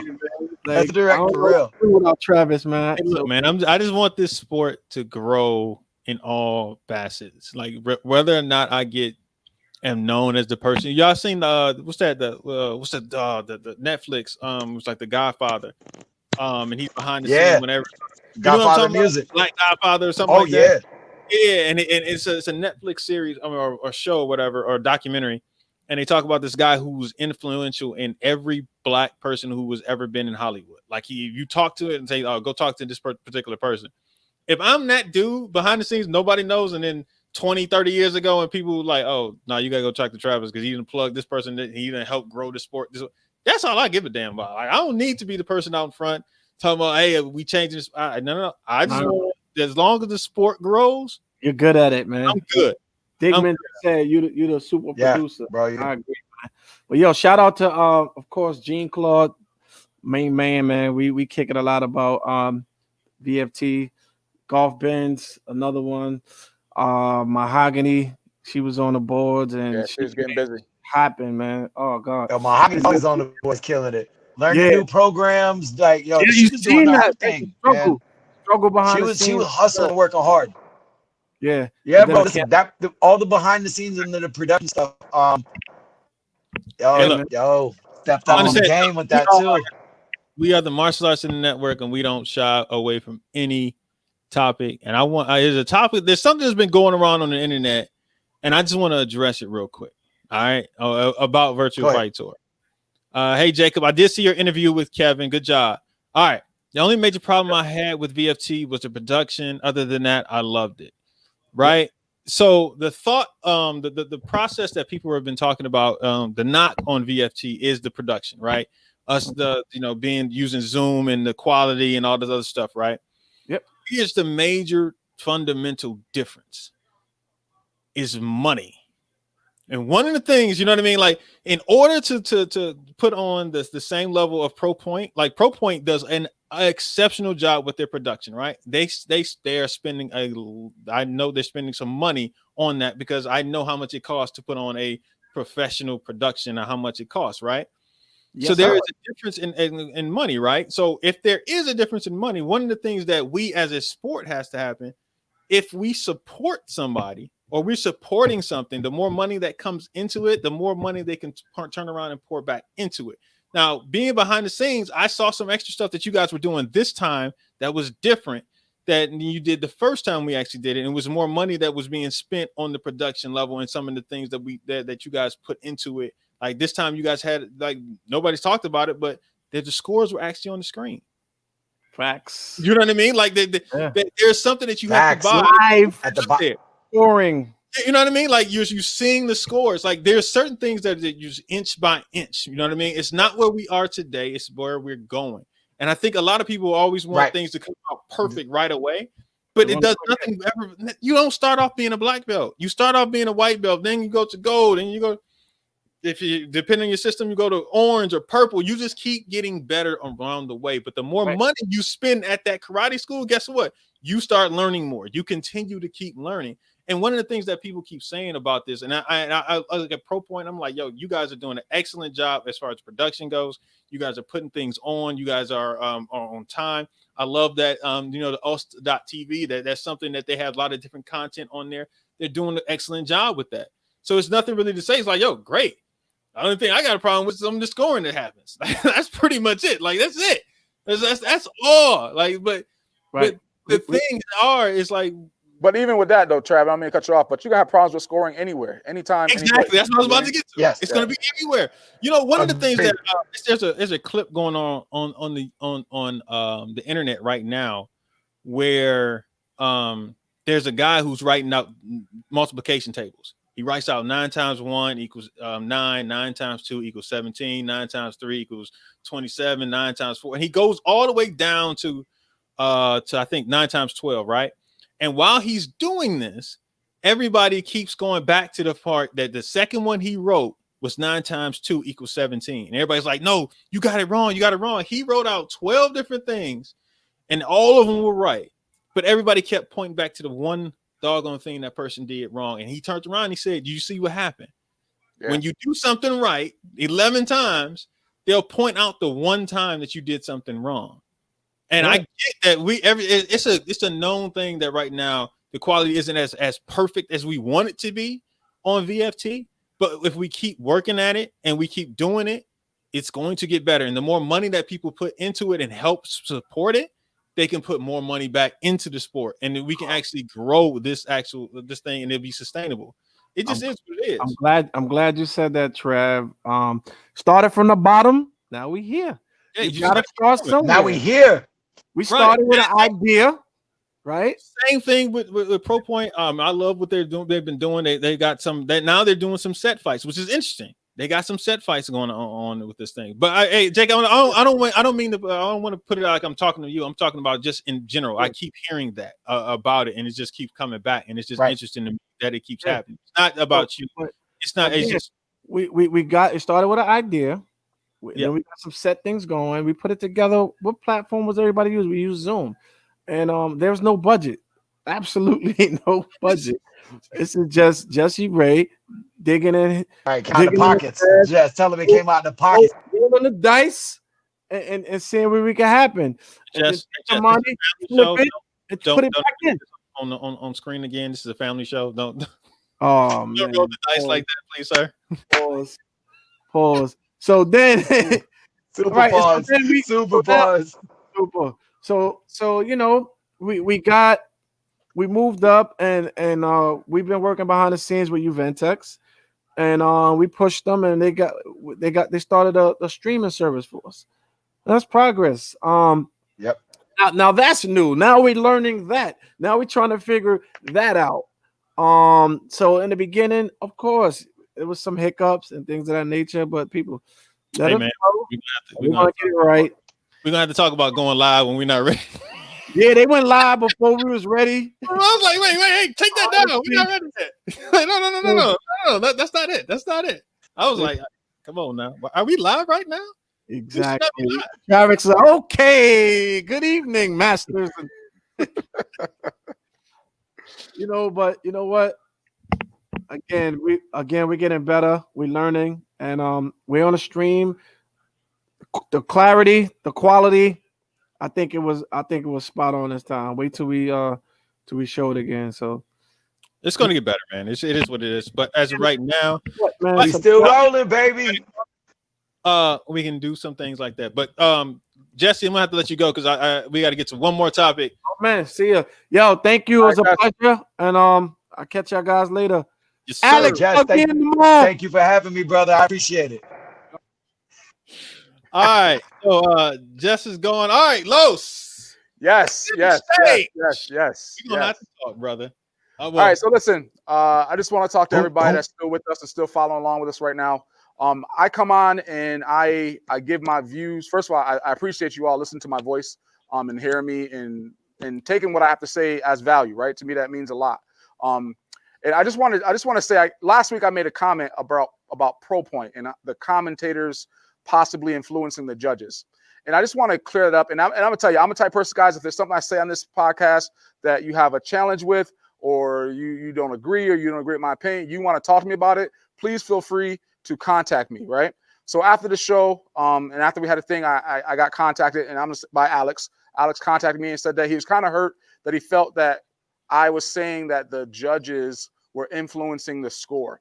And that was not the case at all. I personally, I really enjoy Pro Point. I love what they do for the fighters and how they set the fighters up. This last time they showed a lot of behind the scenes. I was really impressed, as I said in our podcast. And I went back and listened to the podcast to kind of hear like how I presented and how I said the things. I didn't feel I said anything that was totally out of line, but I can understand how with how I'm saying something, it can be interpreted the wrong way, right? So in the thing I was saying how you could hear Ernest jokingly saying that he was going to pick Jason, this, that, and blah, blah, blah, and that could have influenced the judges. And I was saying it because I didn't know at the time how the judging was done. So it seemed like it was a long time before the scores came up, or they actually brought the score to the announcer, the city announcer. So I'm thinking to myself, like, man, for that time that he's talking, it could have been one of those moments where the judges kind of decided on who they wanted to pick. And because Ernest was saying that, that's what they went with. I would never ask the question the judges' integrity and who they are and who they pick. And nor would I ever feel that commentators or people that speak on the sport and are there for the goodness of the sport would ever do anything to try to influence anything. So I appreciate Alex understanding that we have that type of relationship. And I'm using Alex's name because he's the one that reached out to me. And I want everyone to know, if you ever have a problem with anything I say, please feel free to reach out to me. You can hit me up in the Facebook message. You can call me, whatever, and we can talk. I will always tell you my perspective and where I'm looking at it from. And whether we are able to agree from that point, that's totally on what we decide to do. But I'm always going to speak what I feel and what I see. And it was never in a way that I wanted to bash Pro Point or make Pro Point look bad. Yes, we are sponsored by Virtual Fight Tour, and me and Jesse has probably a closer relationship than I have with a lot of people in the sport, just because of our time coming up. But that's not me saying I don't want to see these guys. I don't want to see Pro Point be amazing, because I think it's a great platform. I love what they do. I personally like the show. I pay for the show just so I can watch it. Right. So that's something that I just wanted to kind of clear the air here a little bit. And I appreciate everyone for, kind of talking with me about it. I was bothered that it got taken that way. So this is why I wanted to speak on it today. So Travis, thank you for giving me the opportunity to kind of say that. And again, I apologize to anybody that I offended or anybody took it the wrong way. All right. All right, so this is Yeah, my no, take on the whole thing. Oh, go ahead, Chris. You about to say No, something? go ahead, Trev. I'm gonna let you Oh, go okay. first. All right. So from I'm my waiting for point you. of my perspective is this: we got Alex Dingman on here on the martial arts in the network. Sometimes things he says ruffle some feathers. You know, some things I'm pretty sure I've said on here have ruffled some feathers with people. With Chris, I know I know me something. giving out the Charmin Award can't be the most flattering thing I've ever said. I know for a fact that if some people heard some of the things that Mike and Eugene say, they would have some ruffled feathers. But I'll leave that as that. But with me, I let our commentators, our podcasters say whatever they feel, right? And if I feel like it's out of bounds, I'll challenge them on it. Like, hey, blah blah. If they feel like it's inbounds, but I'm going to let them be themselves. That's why I want them on the platform. That's why I want them to do it. I'm gonna stand behind them. This isn't the first time somebody has DM'd us and said, hey, I don't like what you're saying. You need to check somebody or whatever they want to say. I don't think that you like us and this has nothing to do with that. Like, you know what I mean? Like this we're just speaking our perspective on certain things. It's not personal. We just think we have a perspective on it. And I'm going to let everybody on our platform say what they need to say. Now, if they step out of line and start talking about some crazy stuff, like blowing up stuff, I'm like, all right, fam, you're not gonna be on this platform talking that crazy stuff. They on here talking some talking some racist stuff. I'm like, fam, dog. Nah, you out of here, son. No, that's not gonna happen.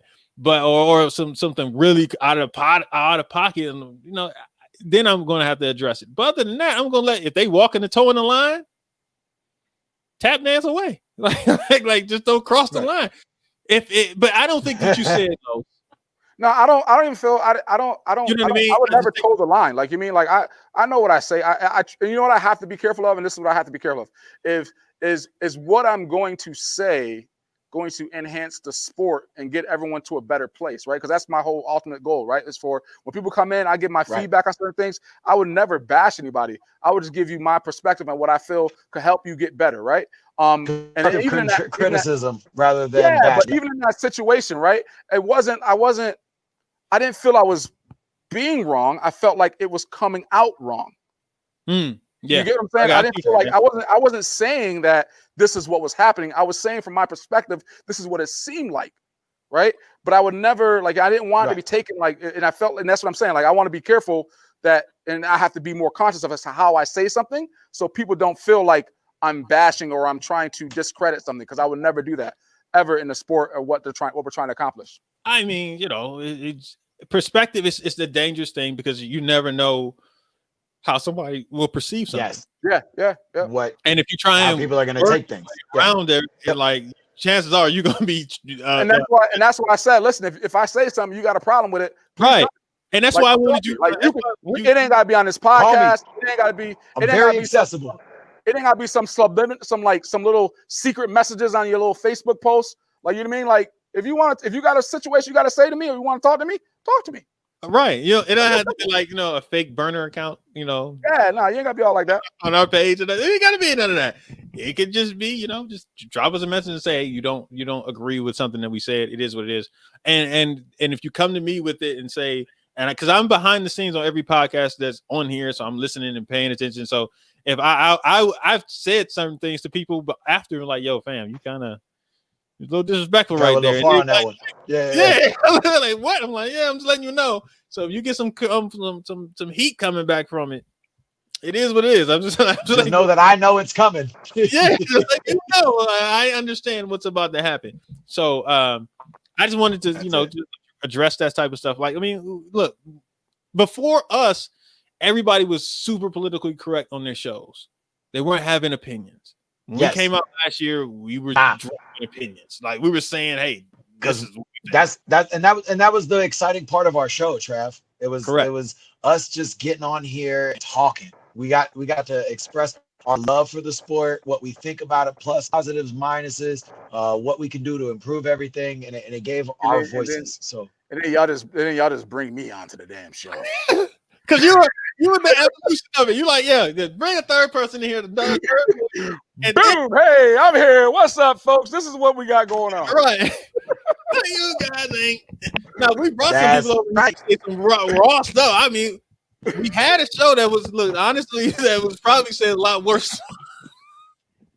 Listen, I haven't sworn since I've been on the show. We had a raw show. No, we did. We had a raw show that was saying a lot worse than what you just said.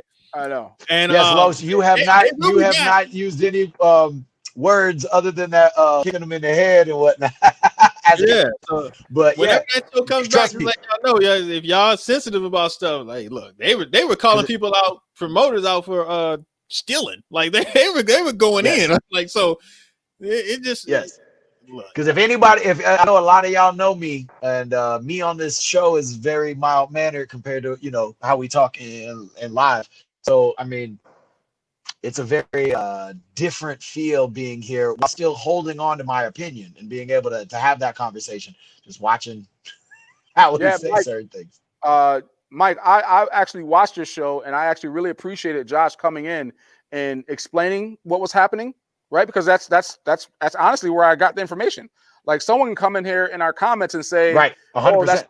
The commentators don't influence the judges, the score, but I don't understand it. Like you mean like so when but see, that was always my problem with it from the standpoint of not knowing what the Georgia score was until like the end. You just like, hey, this person won. You're like, wait, what?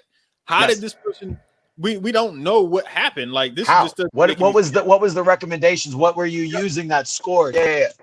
But honestly, Josh, when I watched Mike's and Jason's show, Josh explained it really well. Like you mean, but I didn't know that. Like, and if it was explained at the beginning of the show, everything like that, and I didn't see that part, right? All I did is went into the actual show, and I don't understand how it's all going because I missed the first part, how it was broken down. Maybe in that time, it can be brought up again in certain points of fights. You get what I'm saying? Or kind of brought up or like how when something happens, like, hell, that person scored and fell out of bounds. But see, I can't get into it because I don't look, hey, never mind. I'm not gonna get into it. I'm just not gonna get into it because of like, hey, I don't give out free advice. But no, it's for lack of a better word for you. There's something about the setup that I would like. If I were you guys, I would change this because there's something here that you guys are missing. But it just is what it is. Anyway, we got anything else, man? Oh, y'all want to continue talking about this? We'll get into some of the other stuff that Pro Point did last week. Some announcements they made. That was interesting. Yeah. Yes. That was pretty good. I'm interested in how that's going to play out in like and also lineup's pretty good, man. From what I hear, the lineup is pretty good. I'm going to say this right now because they also announced that. I'm sorry, before you go, why hasn't Tyreek been on any of these Pro Point cards? Where would his weight fall at, and where would he be? I would like to campaign to see. He would have been on the first one, not the second. Probably 160, 169. So he would have been in that first one if he had fought. But he's not going to be. He'll be. Well, that one's under 170. Again, that's a big weight gap. That's what I'm saying. No, he's not going to be on the next one. I'm saying like he would. Ty usually fights at 40-49, maybe 50-59. So he's a little bit of the lighter end of that spectrum. Okay. So he's not going to jump into the 60s. Yeah, I anticipate he probably will get an offer. Now, whether or not he does it is up to him. I mean, he'll probably get an offer. I would imagine he would get an offer down at the 40s or 50s. I think it would probably be the 50s, trying to keep it within a certain realm. But we'll see how their 10-pound divisions are going to go. Because like this last one was 60-69, this next one's going to be 70-79. Depending on who fights in it, that may leave a little bit of a less of a card for 80, 89, 90, and 200 plus. But and then the lighter end of it. How many 200 plus fighters are there? This is not a lot. I think that's why they switched it. Honestly, I think there's a few things that I think that they did that were smart, and we'll get into this next week. Okay. But is that they originally they did the light one, 169 and under, and then they were going to do heavyweight. But after that, where do you go? You go women, and then you're pretty much done. You know what I mean? So you have to find ways to keep this going. So I think with them going on 169 under and then going to because I think it was actually more than 169 under. I think it was like 174 and under or something like that. Because I think Ryan George was. Oh, It so was they 170. could have. It So was that under. Everybody had to be under could have been 170 a pounds on different the show. first one. Yeah, the first one was supposed to be 169 and under, and then they were supposed to do a second one with just the heavyweights with like 174 and up. Gotcha. But then now they broke it down into more of It down into the 10 points, right? So they can get more shows out of it. Absolutely. Which was a better way of looking at it. But also, you now see them starting to throw set matches in here. So this is right. You see them they're going to be evolving and trying to change different things, which is interesting. But the other thing that they announced this week was the Pro Point divisions at different ones. So they'll be fighting the Pro Point style of fighting, but they'll be at the karate tournament and people can enter and fight that way. And then they can earn rankings and points and try to earn their way onto the show, which I thought was a really clever idea. So they're going to use Murphy's tournament. Yeah. They're going to use Murphy's tournament and then Jim Haymore's tournament.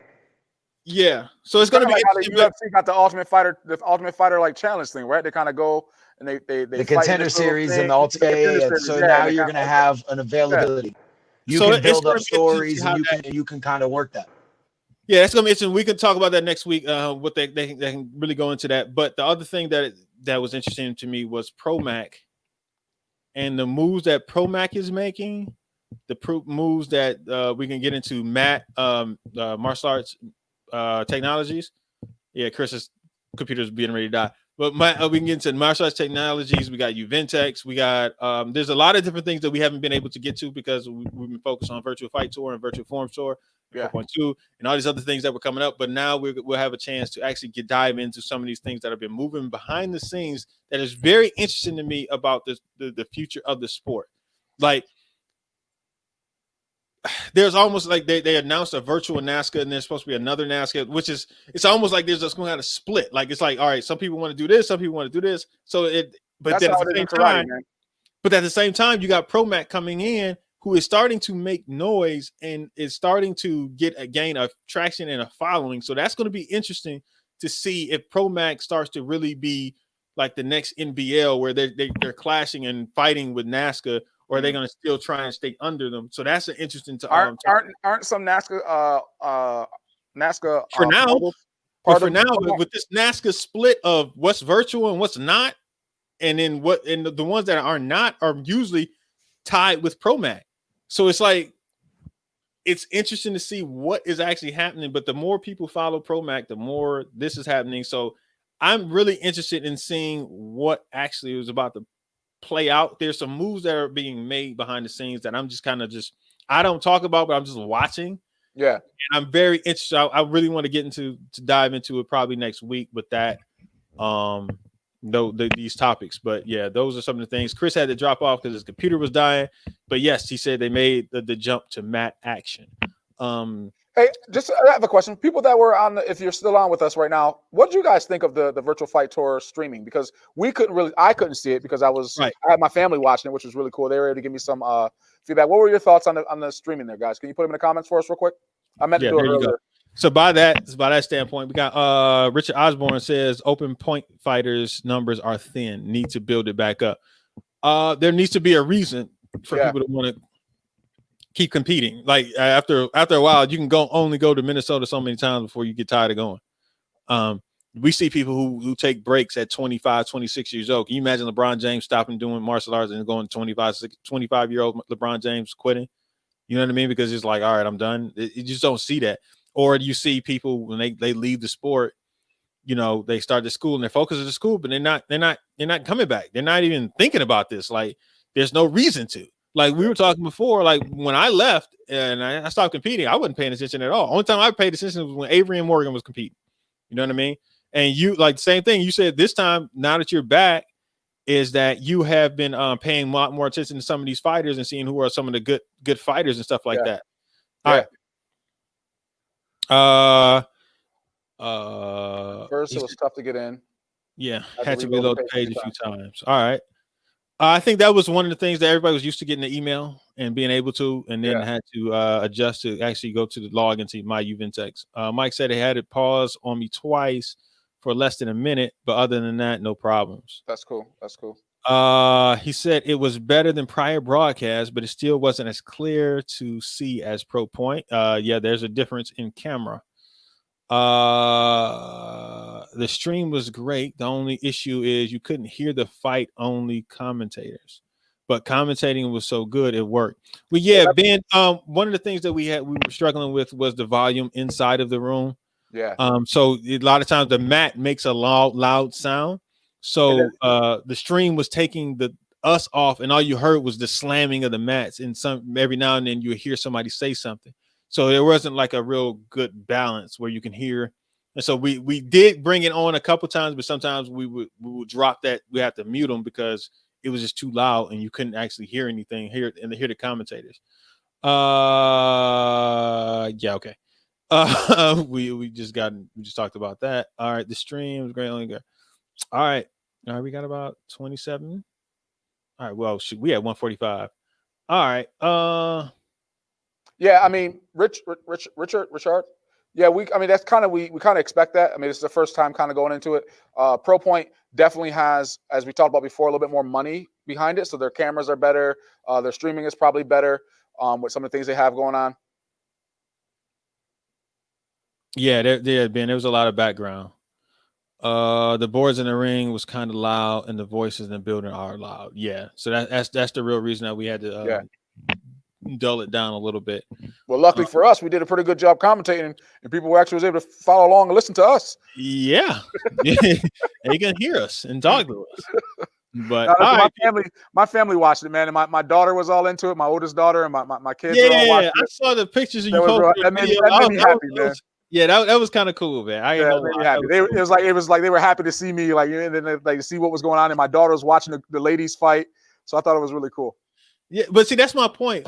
These platforms is highlighting specific fighters. When you go to a karate tournament, it is participation driven, right?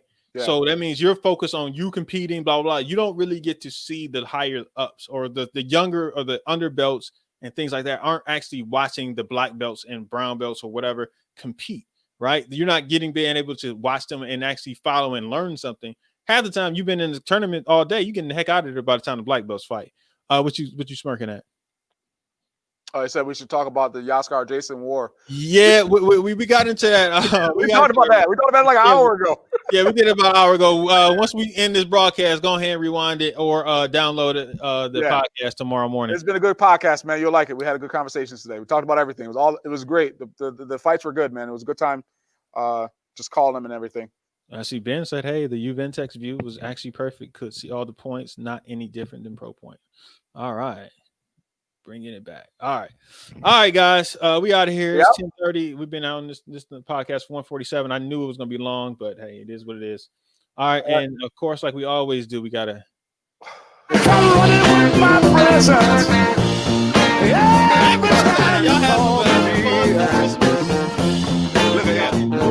I keep some change in my pocket. Chase the children at home. I give them a few pennies so that we can be alone. I want to go home. I want to go home. I'm ready to go home. I'm ready to go home. Peace out, everybody. We out.